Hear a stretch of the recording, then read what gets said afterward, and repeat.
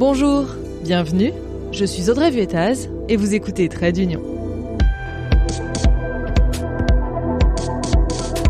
Vous ne comprenez rien à l'Union européenne ? Ce podcast est fait pour vous.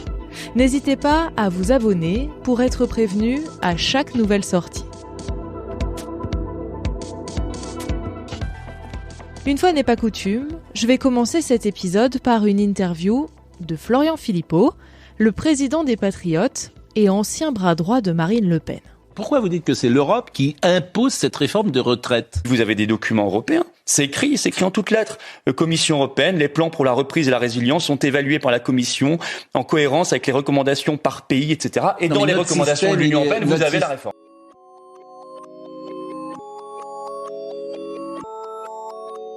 Il l'affirme, la réforme portée par le gouvernement est imposée par Bruxelles.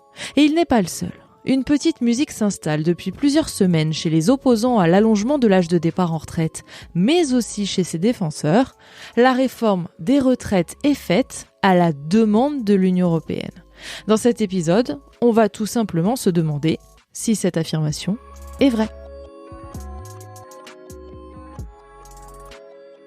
Rappelons déjà quelques bases que vous pouvez retrouver plus en détail dans l'épisode 13 sur le traité de Maastricht. Vous le savez, il y a une monnaie unique et un marché commun entre les pays européens. Évidemment, ça demande de la coordination entre tous les États. S'il y a un trop grand déséquilibre entre les économies des pays, tout le monde vacille. Et ça, on a pu le voir dans les années 2010 avec la crise grecque et la crise de la zone euro. L'euro, justement, notre monnaie, a failli ne pas survivre. Depuis, on essaye de jouer la transparence. Chaque pays montre ses cartes aux autres et dit où il en est, et ça volontairement. Puisque les États sont souverains au niveau de leur économie, on ne peut pas les forcer à montrer leurs chiffres, comme nous l'explique Vincent Couronne, directeur du Super Collectif des Surligneurs, que je vous conseille, et docteur en droit européen. Lorsque on en vient aux questions de coordination des politiques économiques, il n'y a rien qui soit contraignant. En clair, le seul truc un peu imposé, c'est ce qu'on appelle la pression des pairs. Les États membres demandent à voir dans le jeu des autres pour vérifier que personne ne déconne, et tout le monde joue le jeu volontairement pour pouvoir aussi regarder dans les cartes des petits camarades. Ça permet de voir quand un pays commence à glisser, et ainsi, on garde une stabilité. Toutes ces informations sont envoyées au pot commun à Bruxelles qui s'occupe de ramasser les copies et de les centraliser. Et parmi les feuilles ramassées, il y a les réformes que les pays européens s'engagent à faire pour limiter leur déficit. Vous savez, la fameuse règle des 3%, tout ça. On a chaque année une période qui s'ouvre en janvier, qui se termine en juin essentiellement, et qu'on appelle le semestre européen. Et pendant ce semestre européen, chaque État membre doit envoyer à Bruxelles ce qu'on appelle un plan national de réforme. C'est-à-dire que chaque État va envoyer à la Commission européenne en fait ses projets de réforme qui vont permettre de respecter notamment le critère des 3% de déficit pour réduire la dette, etc., ou améliorer la croissance. Tous ces éléments-là, en fait, ce sont les États qui, sur la base de leur propre programme politique, vont l'envoyer à Bruxelles. Bruxelles ensuite les transmet au Conseil et les conseils les renvoient aux États sous forme de recommandations. Donc en fait, c'est une sorte, cette coordination des politiques économiques, c'est une sorte en fait de machine un peu à européaniser en quelque sorte les recommandations que les États se font à eux-mêmes. Donc on l'a bien compris, chaque pays explique dans sa copie comment il compte maintenir ses finances à flot. En 2019 et en 2022, la France a écrit, je cite, « Nous nous engageons à simplifier le régime des retraites par l'uniformisation de nos différents régimes. » Et puis plus loin, « Cela pourra renforcer la viabilité des finances publiques. » C'est donc la France qui a fait le choix de réformer son système des retraites pour limiter son déficit. Si elle avait eu une autre idée pour rester dans la règle des 3%, ça aurait fonctionné aussi. Qu'est-ce qui s'est passé ? Emmanuel Macron, il a été élu en 2017 en France.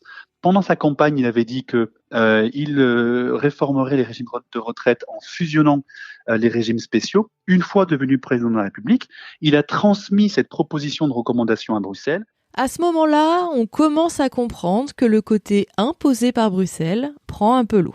Comment on peut imposer un truc qu'un État a lui-même suggéré ?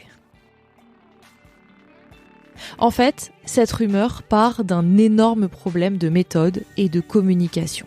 Car quand les États ont envoyé leur copie à Bruxelles, la Commission met un coup de tampon, Union européenne, et elle reprend les propositions à son compte. Ça permet de tout uniformiser, mais le problème, c'est que maintenant on a l'impression que la fin des régimes spéciaux, par exemple, qui était dans le programme d'Emmanuel Macron, on a l'impression que c'est la Commission qui le demande et qui l'impose. À mon sens, toute cette procédure du semestre européen, de ces recommandations, elle a un effet néfaste très important. C'est qu'au final, à force d'aller-retour entre Paris et Bruxelles pour une recommandation, on ne sait plus d'où elle vient. En tout cas, le citoyen qui n'est pas un expert des questions européennes et de cette question-là en particulier, il ne sait plus tellement comment s'y retrouver et il ne sait pas qui est comptable, qui est responsable finalement de cette réforme des retraites. Il y a quand même quelques pistes, mais il faut aller fouiner un peu et regarder les précédentes recommandations de Bruxelles. Vous verrez qu'elles varient selon qui est président de la France à ce moment-là. Quand Nicolas Sarkozy était président de la République, qu'est-ce qu'on retrouvait dans ces recommandations du Conseil ? Les promesses politiques de Nicolas Sarkozy. Quand François Hollande est devenu président de la République, ces recommandations ont changé et on y a retrouvé les promesses politiques de campagne de François Hollande. Et donc tracer ces recommandations, c'est aussi tracer en fait l'historique des promesses de campagne et des promesses politiques des différents présidents de la République en France. Et même mieux parfois, lorsque François Hollande était président de la République, il avait dit pour assainir les comptes qu'il allait geler l'évolution des pensions de retraite. Et il l'a fait. Et qu'est-ce qu'il fait après l'avoir fait ? Il envoie une proposition de recommandation à Bruxelles pour proposer à Bruxelles de faire quoi ? De lui recommander de geler les pensions de retraite. J'ai été chercher et c'est presque drôle. D'après les articles que j'ai retrouvés, en avril 2014, François Hollande annonce un gel des pensions à venir.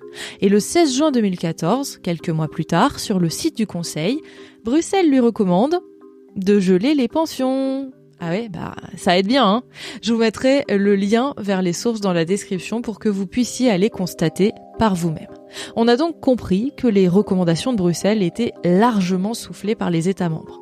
Reste maintenant à savoir s'il faut absolument qu'ils mettent en œuvre ce qu'ils ont promis.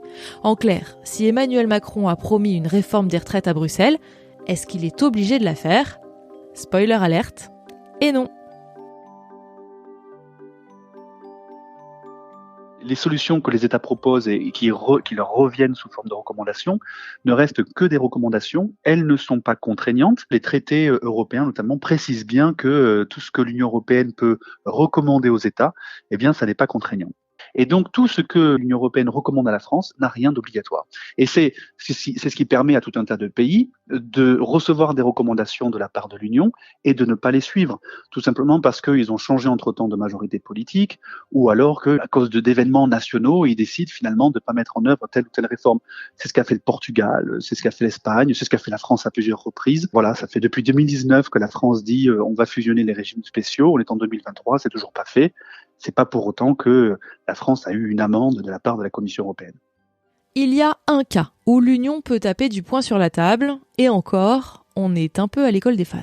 Il y a une exception quand même, c'est lorsque l'État est en un déficit excessif, c'est-à-dire qu'il est tellement important depuis suffisamment longtemps pour qu'on place l'État sous surveillance européenne. Dans ce cas, les recommandations acquièrent une forme de caractère obligatoire, même si elles ne sont pas vraiment obligatoires, mais on va vraiment inciter l'État à mettre en œuvre cette politique. Mais même dans ce cas-là, le Portugal avait été concerné, il a décidé de faire autre chose, on ne lui en a pas tenu rigueur. Et puis quand bien même, à un moment donné, il a été mis à l'amende par l'Union européenne avec l'Espagne, l'amende s'élevait à 0% de leur PIB, donc 0 €. 0 €, c'était en 2016, et Bruxelles a estimé que l'Espagne et le Portugal faisaient des efforts, et donc qu'il ne fallait pas les sanctionner. Vous le voyez, on est loin d'une Ursula von der Leyen avec son fouet. On termine par cette rumeur qui monte aussi et qu'on a entendue dans la voix de Florian Philippot en début d'épisode. L'argent du plan de relance post-Covid, vous savez, ces fameux milliards d'euros, serait conditionné à la mise en place de la réforme des retraites. En clair, si on veut toucher de l'argent de Bruxelles, on doit faire la réforme. Alors, sachez que le processus est le même que ce que je vous ai expliqué plus tôt. Pour obtenir l'argent, les États ont en effet dû faire une feuille de route, encore une, de réforme, comme celle qu'ils font chaque année et dont je vous ai parlé plus tôt.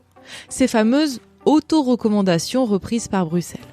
Eh bien, même si la France l'a un temps envisagé, finalement, la réforme des retraites n'y figure pas. Donc pas de panique, la France touchera l'argent du plan de relance, même si elle ne fait pas la réforme des retraites. Allez, un petit récap de cet épisode. On comprend donc que pour éviter de chavirer, tous les États se regardent les uns les autres et vérifient qu'il n'y en a pas un qui prend l'eau. On comprend aussi que les États écrivent eux-mêmes la feuille de route que Bruxelles leur soumet ensuite et que ça pose un problème de communication car on ne sait plus qui demande quoi à qui. On comprend enfin que l'Union européenne n'a pas de pouvoir pour imposer une réforme financière à un État. À la rigueur, cela peut être dû à la pression de ses petits camarades européens. En fait, si on doit dire qu'il y a un truc à respecter, c'est de ne pas exploser son déficit pour éviter de faire couler les autres. Et ben ça, c'est un peu le pacte qui a été signé avec Maastricht. Voilà, cet épisode touche à sa fin, j'espère qu'il aura été clair. C'est toujours un peu compliqué avec les sujets économiques. Merci à Vincent Couronne, directeur des Surligneurs, dont vous pouvez retrouver les références dans les notes de cet épisode. Trait d'Union, c'est un épisode par semaine. En attendant, vous pouvez retrouver le podcast sur Instagram ou sur Twitter. À très vite!